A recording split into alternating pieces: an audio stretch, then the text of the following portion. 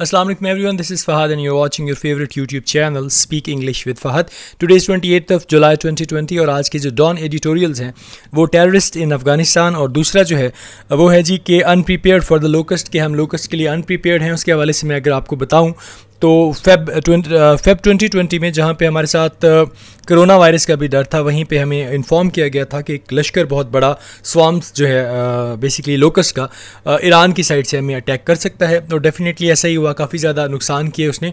और अब एक और थ्रेट है कि इस तरह के और लश्कर जो हैं वो पाकिस्तान में आ सकते हैं और पाकिस्तान की जो फूड सिक्योरिटी है उसके लिए प्रॉब्लम बन सकते हैं।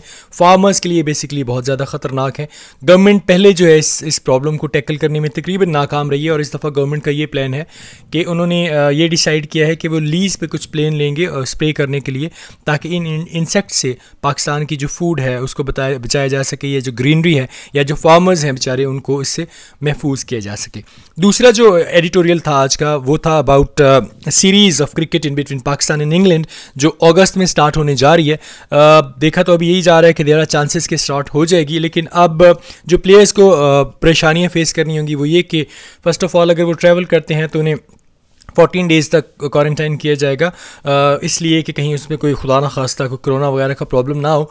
और उसके साथ साथ उन्हें इस दफ़ा जो खेलना होगा देयर वुड बी नो वहाँ पे ऑडियंस नहीं होंगे, वहाँ पे उनको चेयर अप करने वाले नहीं होंगे, अपलॉड कोई नहीं करेगा उन्हें। तो वो ऐसे ही खेलेंगे जैसे बंदा एक कैद होकर खेलता है, यानी उनको कोई देखने वाला नहीं होगा, स्टेडियम्स खाली रहेंगे। एक और बात जो है वहाँ पे उन्हें रिहाइश के हवाले से जहाँ पे भी उनकी रिहाइश होगी दे वो नॉट बी एबल कि वो वहाँ से कहीं बाहर जाएँ, उन्हें वहीं पर रहना होगा। हाँ, एक और जो क्रिकेट ने अभी इसको बैन नहीं किया वो ये है कि they can use their saliva on ball to shine it. So that was all about couple of editorials जो आज के डॉन में आए हैं।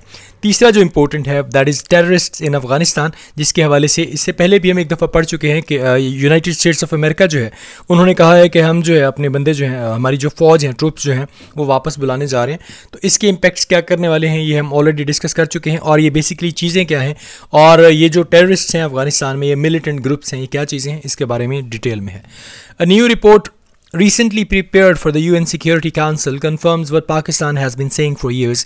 एक जो नई रिपोर्ट आई है जो यूनाइटेड नेशन सिक्योरिटी काउंसिल ने बनाई है वो कंफर्म करती है उसी बात को जो पाकिस्तान सालों से कह रहा है, that ungoverned spaces in Afghanistan are being used by terrorists to destabilize this country। कि वो वाली जगह जिन पे जो गवर्न नहीं है अफगानिस्तान की वो टेररिस्ट इस्तेमाल कर रहे हैं उस मुल्क को डिस्टेबलाइज करने के लिए। As per the report, between 6,000 to 6,500 anti-Pakistan militant are based in Afghanistan। अगर रिपोर्ट्स की बात माने तो 6,000 से 6500 एंटी पाकिस्तान मिलिटेंट जो हैं वो अफगानिस्तान से बेस्ड हैं, mostly link to the banned TTP और ज़्यादातर जो हैं उनका ताल्लुक बैंड TTP से है। In fact, any of these TTP fighters have joined forces with the self-styled Islamic State's Khorasan chapter, which operates out of Afghanistan। दर हकीकत अगर देखा जाए तो उनमें से बहुत से TTP फाइटर्स जो हैं उन्होंने एक फोर्सेस को ज्वाइन किया है जिन्होंने अपने आप को self styled Islamic State Khorasan का नाम दिया है, खुरासान चैप्टर का, और जो अफगानिस्तान से बाहर जो है वो ऑपरेट करती है। Clearly this shows that if the Afghan imbroglio is left unaddressed, ये इम्ब्रोलियो इसलिए पढ़ा जाएगा, जी जो है वो साइलेंट है। ये बात बड़ी वाज़ेह है कि अगर अफ़गान की ये जो परेशानी है इसको अनएड्रेस्ड, इसका नोटिस लिए बगैर छोड़ दिया गया, a new ferocious threat will emerge from the chaos to threaten not only Pakistan but also the security of the entire region। तो क्या होगा कि एक और बहुत ही सख्त किस्म का ख़तरनाक थ्रेट जो है वो आएगा और उसकी प्रॉब्लम्स ये होंगे कि वो ना सिर्फ पाकिस्तान को थ्रेट करेगा बल्कि ये जो हमारा पूरा रीजन है इसकी सिक्योरिटी को भी वो थ्रेट करेगा। यहाँ पे एक वर्ड इस्तेमाल हुआ है फिरोशियस कहा जाता है शानदार। अब यहाँ पे इसका मतलब गज़बनाक है। फिरोशियस जो है शानदार के लिए भी इस्तेमाल होता है, एक्सीलेंट के लिए भी इस्तेमाल होता है। As the UN reports point out, the aforementioned militants are working on an agenda that is designed to use Afghanistan as a base of spreading terrorist influence across the wider region।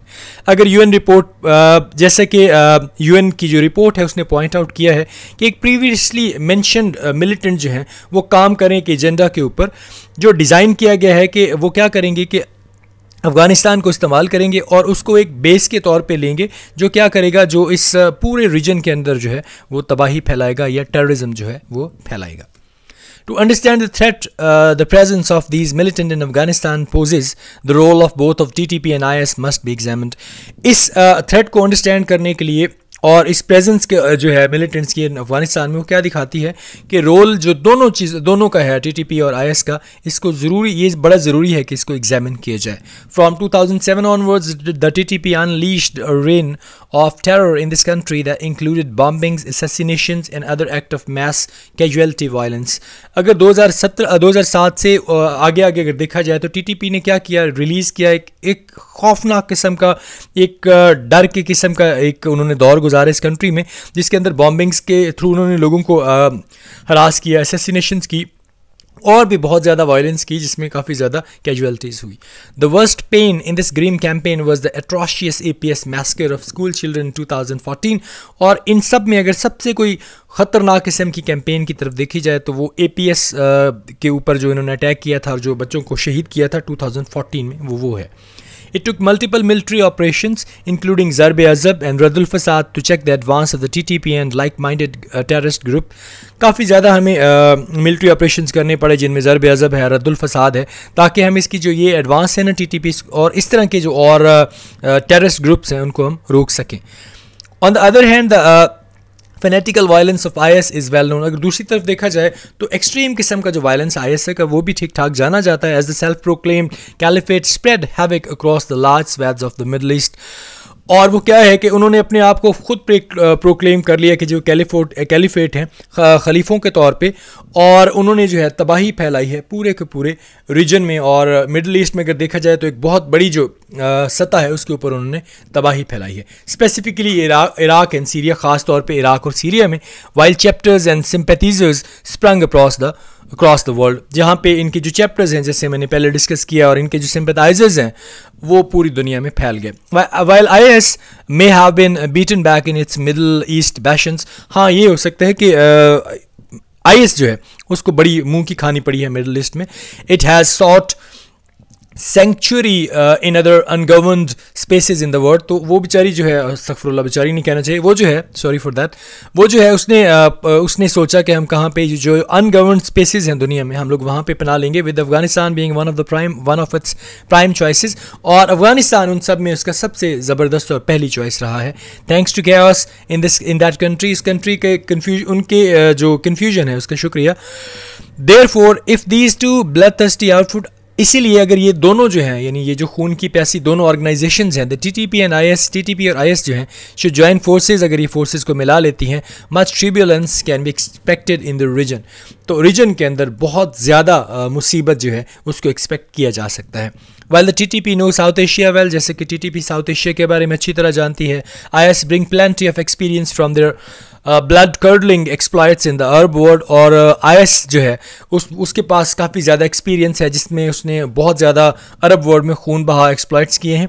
Therefore neutralizing the threat in Afghanistan should be a key priority for all regional players. इसलिए कि इन दोनों ये जो forces हैं, इनको किसी power के ज़रिए रोक देना, इस थ्रेट को रोक देना अफगानिस्तान में, ये की प्रायोरिटी होनी चाहिए सारे के सारे रीजनल प्लेयर्स की, यानी हम सारे रीजन वाले कंट्रीज़ की. To ensure that TTP-IS combined does not transform into an uncontrollable monster in Afghanistan, ये यकीन दहानी के लिए कि TTP और IS combined जो है वो एक uncontrollable monster ना बन जाए अफगानिस्तान में, there is no other option but to push the peace process forward in that country. इस ऑप्शन के अलावा कि पीस प्रोसेस जो है उसको कंट्री में बढ़ाया जाए और कोई ऑप्शन मौजूद नहीं है. The gulf between the government in Kabul and the Afghan Taliban is quite wide. ये जो अलहदगी है, ये जो दूरी है गवर्नमेंट इन काबुल और अफगान तालिबान के दरमियान, ये काफ़ी ज़्यादा है. However both players must realise that should the TTP and the other foreign militants establish themself in the country, Afghanistan will plunge further into chaos. अगर ये जो दोनों प्लेयर हैं इनको रियलाइज़ हो जाए कि टीटीपी और दूसरी जो फॉरेन मिलिटेंट्स हैं, अगर उन्होंने खुद को इस्टेब्लिश कर लिया इस मुल्क में, तो अफगानिस्तान जो है एक और बड़ी मुसीबत में पड़ सकता है. While security threats for the region will be amplified manifold, जबकि जो सिक्योरिटी थ्रेट्स हैं रीजन के अंदर वो भी बहुत ज़्यादा हद तक बढ़ जाएंगे. If the Afghan Taliban decide to wait for the Americans to leave in order to make a move on Kabul, the TTP and IS will surely take advantage of this and try to consolidate themselves. अगर आप देखते हैं कि Afghan Taliban decide कर लेते हैं कि America का वेट करें कि जैसे ही वो छोड़ के जाता है काबुल को, तो टीटीपी और आईएस जो है वो यकीनन इसका फ़ायदा उठाएंगे और वो कोशिश करेंगे ख़ुद को स्ट्रॉन्ग करने की, मजबूत करने की। A scenario which must be avoided at all cost. और ये ऐसा सिनेरियो है, ये ऐसी हालत है जिसको हर हाल में हमें इससे बचना है। सो that was I think all about today's editorial. Question जो है वो तकरीबन पिछले एडिटोरियल से मिलता जुलता है, लेकिन आपने इस बात को सामने रखना है कि what circumstances are expected if US withdraw its forces from the region without agreement. के यूएस जो है अगर बगैर किसी एग्रीमेंट के यहाँ से निकल जाता है तो क्या इफेक्ट होने वाला है रीजन का। या आप इस बात का आंसर कर सकते हैं कि अगर टीटीपी और आईएस जो है वो कंबाइन हो जाते हैं तो किस किस्म के प्रॉब्लम्स हैं जो हमें फेस करना पड़ सकते हैं। Let's move to the vocabulary of today. First one is imbroglio. Imbroglio का मतलब होता है कॉम्प्लिकेशन, मुश्किलात। The abdication imbroglio of 1936 was taken seriously. अफोरमेंशन का मतलब होता है जिस चीज़ का पहले जिक्र किया गया हो। सॉन्ग्स फ्रॉम द अफोरमेंशन्ड एल्बम वर सung। फेनेटिकल का मतलब होता है बहुत ज़्यादा एक्सट्रीम, बहुत ज़्यादा शिद्दत से होना। Her husband was fanatical about tidiness. Unleashed का मतलब होता है रिलीज करना, छोड़ देना किसी चीज़ को। The dig up badger sets and unleash terriers into them. Sanctuary का मतलब होता है रिफ्यूजी यानी पनाह लेना। His sons took sanctuary in the church. क्या उसका मतलब कन्फ्यूजन होता है, परेशानी होता है। Snow caused chaos in the region. Turbulence का मतलब होता है ट्रबल, मुसीबतें, मुश्किलात। The plane shuddered as it entered some turbulence. अब ट्रिब्यूलेंस जो यहाँ पे इस्तेमाल हो उसका मतलब होता है जब एक ख़ास स्पेस होती है जहाँ पे हवा का दबाव कम होता है। ये प्लेन के बारे में बताया गया, अगर प्लेन वहाँ से गुजरता है तो उसमें उसको हिचकोले वगैरह स्टार्ट हो जाते हैं। न्यूट्रलाइजिंग का मतलब होता है काउंटरैक्ट यानी किसी एक ताकत के ज़रिए किसी मुसीबत को, किसी परेशानी को रोकने की कोशिश करना। Impatience at his frailty began to neutralize her fear. Gulf का मतलब होता है लहदगी, separation. The widening gulf between the rich and poor can not be neglected. Plunge का मतलब होता है जंप कर देना, शामिल हो जाना। Our little daughters whooped as they plunged into the sea. Amplified का मतलब होता है इंक्रीज करना, बढ़ा देना। The accompanying chords have been amplified in our arrangement. Consolidate का मतलब होता है strengthen करना, मजबूत करना. The company consolidated its position in the international market. So that was all about today's article. I hope so आपको आर्टिकल पसंद आया होगा. अगर आप कोई भी सजेशन देना चाहते हैं please write in comment and please try to answer the question which is asked in every ये जो हमारे एडिटोरियल्स हैं. So please do not forget to subscribe and subscribe my channel and like my videos. अपना बहुत ज़्यादा ख्याल रखिएगा. अस्सलाम वालेकुम. अल्लाह हाफ़िज़.